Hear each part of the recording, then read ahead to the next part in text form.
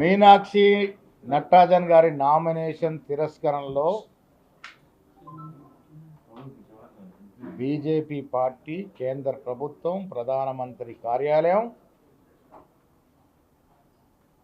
ఇంట్లో ఇన్వాల్వ్ అయి సంబంధం లేని కేసు, పసలేని కేసు, అసలు కేసే కాదు, ఒక నెపాన్ని తీసుకొని దుర్మార్గంగా, అన్యాయంగా,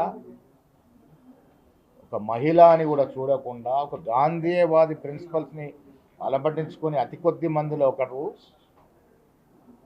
ఇవాళ దేశంలో నీతి నిజాయితీకి నిలుపుటద్దంలా ఉండే కొంతమందిలో ఒకరంటే మీనాక్షి నటరాజన్ గారి నామినేషన్ తిరస్కరణ అనేది ఈ దేశ రాజకీయాల్లో ఒక కలంకమైనటువంటి చర్య.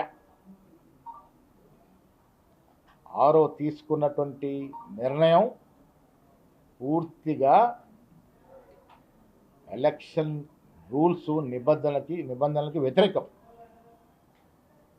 తెలంగాణలో మీనాక్షి నటరాజన్ గారి మీద ఎక్కడ ఎఫ్ఐఆర్ లేదు, క్రైమ్ నంబరు లేదు, కేసు లేదు.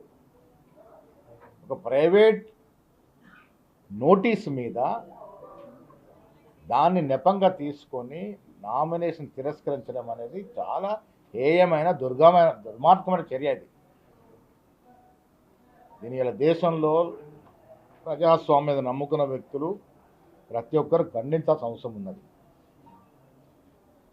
ఓట్ల చోరీకి పాల్పాటుకి అలవాటైన బీజేపీ ఇలా రాజ్యసభ సీటు కూడా చోరీ చేస్తూ ఉంది. ఇటీవల రాజ్యసభలో వాళ్ళు బిల్లు వీగిపోవడం చూసి దేశం కింద మీదైనా పర్వాలే కానీ మాకు సీట్లు పెరగాలి రాజ్యసభలో అనే ఒక దుర్మార్గపు ఆలోచనతోని ఇలాంటి దుశ్చర్యలకు పాల్పడుతూ ఉంది. ఈ దేశంలో ప్రజాస్వామ్యం నమ్ముకున్న ప్రతి వ్యక్తి దీన్ని ఖండించాలి. మోడీ చర్యలు పరాకాష్ట.